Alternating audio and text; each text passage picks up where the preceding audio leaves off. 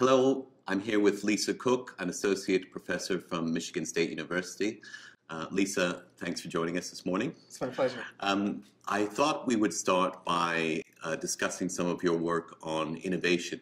When we talk about innovation, a lot of people talk about what a great thing it is, but they never really speak about the winners and the losers and the distributional aspects. And I know you've done a fair bit of research on that in your own work at Michigan State. Would you like to elaborate a little bit on some of the work you've been doing recently? Sure. So one thing that I should say from the outset is that innovation is so important for economic growth, and it is a good thing. The workers in this sector were very vibrant during the recent downturn. The labor force shrunk during the recent downturn, but in the innovation economy, it actually increased slightly. Unemployment rates are lower for those workers. And how do you define innovation economy? I'm thinking broadly the science and engineering economy, and that's anywhere from, in the U.S., that's anywhere from 5 million to 19 million people. So it can be broadly defined. And this can be people who have the highest degree in science and engineering, or people who are doing the work of science and engineering in their daily jobs and may not have these degrees. So this was a really resilient sector, and it's a growing sector in the U.S. economy. So it has grown by roughly 1.5% 3.3% in the last decade. So this is a great sector, and we know from economic theory that you need this. Every modern economy needs this to grow. Sure. So this is a good thing. So yes, the distribution issues are That's what large. I was going to suggest. That have the benefits been equally spread when we talk about the innovation economy? That's right. So they haven't been. So I think about the innovation process in 3 stages. First is basic research or education and training. Second is invention, sort of actually doing the work of innovation, and then actually commercializing this invention, so developing and selling the invention. So at each stage, I find that women and African Americans are not represented in equal measure. So if we look at education, African Americans and women are getting more degrees in science and engineering that would prepare them for the innovation economy. And this is at all levels, at the doctoral level, master's level, and bachelor's level. So that's happening, and they're participating more. But this is 9% in 1970 versus 40% in 2006 for women. And for African Americans, it's 1% versus 4%. And this is, it still means that there isn't participation at the level of their population in the overall economy and in the workforce generally. So that's at the first level of education. With respect to invention, I've collected data on patents that African Americans and women have obtained, and we see a big divergence. So let's say for the overall population of U.S. inventors, it's 235 patents per million. For women, it's roughly 43 patents per million, and it's 6 per million for African Americans. So there's a big divergence with respect to engagement and patent activity. So there in the middle, invention, you have very few. But then you move to innovation. So this is developing the technology, selling the technology. This is creating startups, becoming entrepreneurs. And this is where the big bucks are. This is where all of the pecuniary gains really accrue. So if we think about the recent sale of Motorola patents to Google for $5.5 billion. That's just one example. So there's a lot of money to be made in this sector. And this is where the real divergence is. So 3 to 5% of entrepreneurs who head startups are women. 1% are African American. So this is where the gap is really large. And this is where, so there's income inequality that comes from science and engineering workers making double that of the average American worker. So we have income inequality coming through that channel. And then we have wealth inequality that comes from this last sector of development and sale of innovation, where the largest gains are with respect to the innovation economy. And do you ascribe, what do you think is the main reason for the institutional barriers, or do you think there's something else going on? Is it because it seems to be a problem that's reflected in the broader economy as well? Especially the inequality aspects of it. So I would say yes. I think that the other comparable sector is finance. Right. So I don't think it's true for many other sectors, but let's say in finance it is. So I'm not sure. I'm a macroeconomist. I typically work exactly. I look at patents. Typically, I don't look at people, but this was so incredibly striking that when I was so one question that I was asking of the data, for example, was what leads to productivity and commercializing invention. And I looked at something just by chance, and I noticed that women and African Americans weren't on many of the patents that were commercialized, that were assigned at issue. And then I also noticed that single-sex teams, patent teams, were much less productive than co-ed teams. And, for an economist, you think about productivity, and then there's lower productivity if there are arbitrage opportunities. Why wouldn't you adjust that? So this was really striking.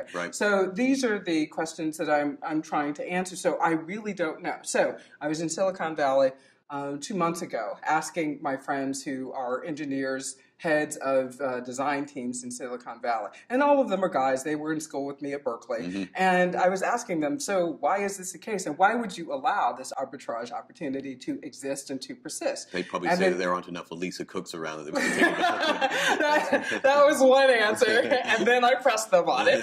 And they said that there aren't many women in the pool, so the education story is part of it. But the question is, why aren't there more women in the pool? And they don't have an answer to that. The other thing is... It's not the Larry Summers reason that women are less predisposed. Exactly.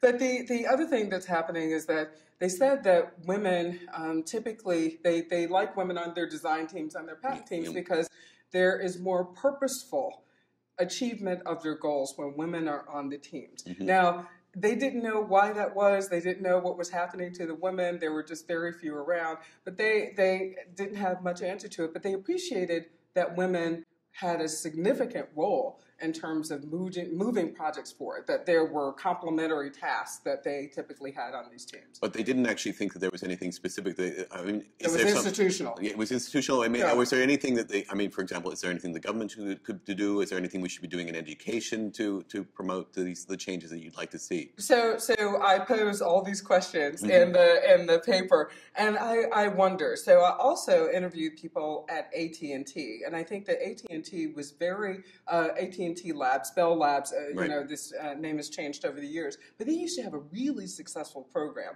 of supporting women and minorities in terms of their completing their PhDs, getting into PhD programs and completing their PhDs, getting on patent teams and so on. In fact, they were the most successful company of any other. And I was asking them, first of all, I was telling them this. They didn't know that. They didn't know that their programs had these effects. And they just said that it was open. They just had a lot of training and mentoring in that program. So maybe there is, but I think it's there's a policy solution, but I think that that might be for the private sector and for the public sector. But you raise an interesting question, because the key word in what you've just said is they used to do that. And I'm wondering if this is something which goes on with the overall climate. I mean, for example, 20, 30 years ago, affirmative action was something that was considered a general good, but it seems to me that we've had these social attacks on these kinds of programs, and I wonder if that's had the impact of creating these adverse trends in part that you've discussed in your paper. No, I think that's part of it, and I think that one thing we absolutely have to admit is that these were very useful for African Americans and for women, not just African Americans. And I'll give you an example. So, and this is, economics is included in the science and engineering statistics that NSF keeps. So I'll use economics as an example. I remember one of my colleagues, I won't say at which institution, talking about maternity leave. And this person was junior, hadn't yet gotten tenure, and was saying to me that, I should find a way to take maternity leave because that would give me some extra time on my tenure clock. And it was giving us a leg up. It was giving women a leg up in terms of getting tenure. And that's insane to have that perspective. And it was a widely held perspective among male untenured faculty, that this was a way, they wish they could have paternity leave, that it was acceptable to use paternity leave like it was acceptable to use maternity leave because they get a leg up. Yeah. But a leg up in terms of, the cost is delivering a child that you have to actually be attached to for the rest of your life. It doesn't actually work as well with maternity, paternity, but I want to go back to that affirmative action question because it does raise. It does, Marshall, because the idea is that something that is absolutely needed in terms of advancement is being attacked as giving someone a leg up, like undue affirmative action. I meant it more in the sense that the man doesn't obviously do the 9 months to giving term to the right. No, that's right. But why should it be attacked? That's what I'm saying. No, and it's a widely held belief. I agree, and it shouldn't be. Well, let me ask you something else on the affirmative action question. Mm-hmm. I mean, I know it's diverging a bit from innovation, but it raises some of the questions you raised in your paper do come back to this.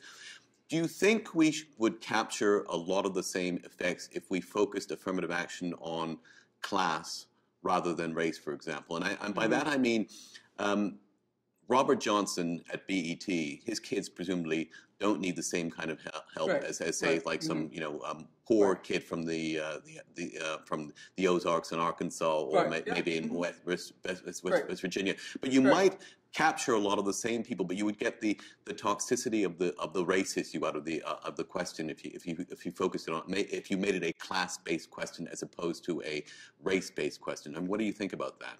Well, I think that they're complementary. I think that certainly, let's do all of that possible. We're not even doing that. So we should do that. And Ivy League institutions, for example, are offering more scholarships for people who are disadvantaged economically. And I think that would capture some people. But the everyday discrimination that people, that minorities face, let's say Native Americans, Hispanics, African Americans, that can't be addressed by a program like that. So the question is, and that's a sticky part. I don't know the answer. Again, I'm a macroeconomist. I think you're right because I mean, you and I could wear exactly the same clothes, but clearly there's going to be an obvious difference, as you say, which class is not going to address. Exactly. Okay. So in another paper that I have on Black names, for example, we know that people who have students who have Black names write their professors, but they are not responded to like other students by professors. Right. So if they want to ask about graduate school, or for example, if they're applying for NIH grants, their names are looked at, it is assumed that they're African American, and they get lower scores. Right. So I'm saying that it's not just class. No. Okay. Yeah. Let me shift gears for a moment. I want to discuss something completely different. I'd like to discuss the Detroit City bankruptcy. You teach at Michigan State. Obviously, this is something that impacts on you. I think the whole state has had a problem, and I'd like to know your thoughts on this whole issue. So it's there are a couple of things. First, I'd like to say that this is absolutely fascinating to watch. As a person who worked on, and I'm not saying that they're comparable, but I'm just saying that I worked on a team. I think they are comparable in some way because I think the many of the issues. Let me say compared to what. Okay. So I was the head of the Harvard team that negotiated the first post-genocide IMF program for Rwanda, and things were completely messed up. Yeah. So I'm saying that those two are not comparable. So the Detroit bankruptcy and getting Rwanda out of this situation are not entirely comparable, but there are some things that are. Yes, exactly. Thank goodness. But there are some things that are. Yeah. So one of the first things they needed to do was to get organized in terms of digitizing all of their records, because the Tutsis used to be employed in the central bank, and they were all killed, so all of our records were in a mess. And the same is true in Detroit. People don't pay their taxes because their tax records are a mess, and they're being kept on cards. They're being kept on no cards. So half the city is subsidizing the other half of the city. So you have to get these kinds of things in order. They're raising the parking meter rates in Detroit. Well, why can't they implement that right away? Because at any given point, 50% of all the parking meters are not working. So, I mean, there's just some basic things that need to be done that somebody overlooked systematically And this is systematically for a long time. This is not a recent problem. So there are a lot of things that have to be fixed that are long term, that are structural, and this is a good thing. So there's a big thing. Exercise that's going on. Now, it involves some very small things, but a big think exercise going on, including regional cooperation. So I understand I'm a new person who moved to Michigan, but there is a lot of leftover racial tension that they just have not had a kumbaya moment about yet. And they need to resolve that because this is a regional economy, and it's not going to go forward with these kinds of tensions and feelings not having been resolved. And the other problem you have is that you have many people from largely the white suburbs who make use of the services within the city of Detroit, but they're not part of the tax base. So exactly. in a sense, they're getting a big subsidy from the city. That's right. And there are a lot of subsidies that have been spread around. So this is something they've got to get prices right. So they've got to get prices right with respect to what they owe bankers, all of their creditors. They've got to get prices right with respect to services that have been given in the past and not paid for. Do you think the bankruptcy issue is a legitimate one? And by that, I mean, were there other alternatives, or is the bankruptcy being used as an end around to, for example, slash benefits of workers who have agreed to those benefits in exchange for wage moderation? I mean, it seems to me that, for example, a lot of the big bad bogeys in this situation are the public sector unions in Detroit and in Michigan.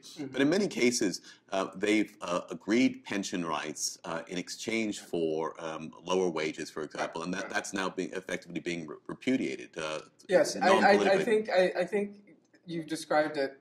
I can't even add anything to that, right? Because I think that's exactly it. I think they're being sacrificed, and I think it's a really short-term thought process that's going on because these people live in Detroit. They have incomes that can sustain the economy of Detroit, but the last thing Detroit needs is 30% more poor people. And people who can't keep the economy going. Where are they going to go? I mean, they are retired there, and many retirees just go to Florida. So you can't get the kind of tax base you can get from them or the kind of economic activity that you would typically see in Detroit. So I think I think it has been a veiled attempt to cut benefits that actually could be paid for if the liabilities were described in the right way. And if people weren't scared by sort of the big number problem. So, this big number of 35 billion being thrown at the public. And, this is almost like the postal system and big numbers being thrown out too. But these are liabilities over time, not ones that you have to pay next year. It's like the whole public deficit question. Exactly. You throw out the $16 trillion number, you sort of say, well, that's just a stock number, actually. It doesn't really mean anything. Right. And we can never address this, so we've got to cut. And I think that certainly some things have got to be gotten right. Again, prices have to adjust, and there has to be a realistic sense, especially of how large the city is. The city is much too large, physically, to sustain the population it now has. So some things have to be done, and they should have been done long ago. But there's some other things that are, I think, just ancillary, and they're an excuse to do what someone may have wanted to do in any case. A long-term political agenda. Yes, right. Are you at all hopeful? Are there solutions that you see? You mentioned that, for example, this kumbaya moment, the addressing of the racial tensions. Is that starting to happen now? Are people starting to address that question openly and honestly? Is there the equivalent of, say, a truth commission moment in Detroit? Not that I know of. No, okay. Not that I know of, no. But I think that there are conversations that are starting, this regional economy. I think that people are realizing that they can't watch their neighbor's house burn and then say, well, sorry about your house, because that fire can spread to their own. So I think they're thinking more about a joint future. And I think that's a good thing. So it may begin, that conversation, I think, could begin, but I don't see it happening on a broad scale. But I think that I'm hopeful in the sense that some of the small things, if you can get some of the small things right, there won't be so much resentment. I Yep. have cousins who live in Detroit, and they are mad that they're paying their taxes, and then half the city is not paying their taxes, Yep. or that a lot of people, a lot of the younger people who are moving into Detroit, keep their addresses in the surrounding areas and don't park their cars there, right? So they don't have to pay the insurance, right? So, you know, you have, Yep. and they don't vote. Yep. So they can't vote because their cars aren't registered in within Detroit. They So become anyway, non-resident residents. exactly, Yep. exactly. So I think that there are a lot of small things they have to get right, and they have to have the larger conversation too. Yep. On that sort of hopeful note, we'll leave it. But listen, I want to thank you for sharing your thoughts on a variety of issues. The interview went in very many interesting directions, and I wish we had more time to do it. But I'm very grateful for you spending the time to talk to me this morning. The pleasure is all mine. Thanks, Lisa.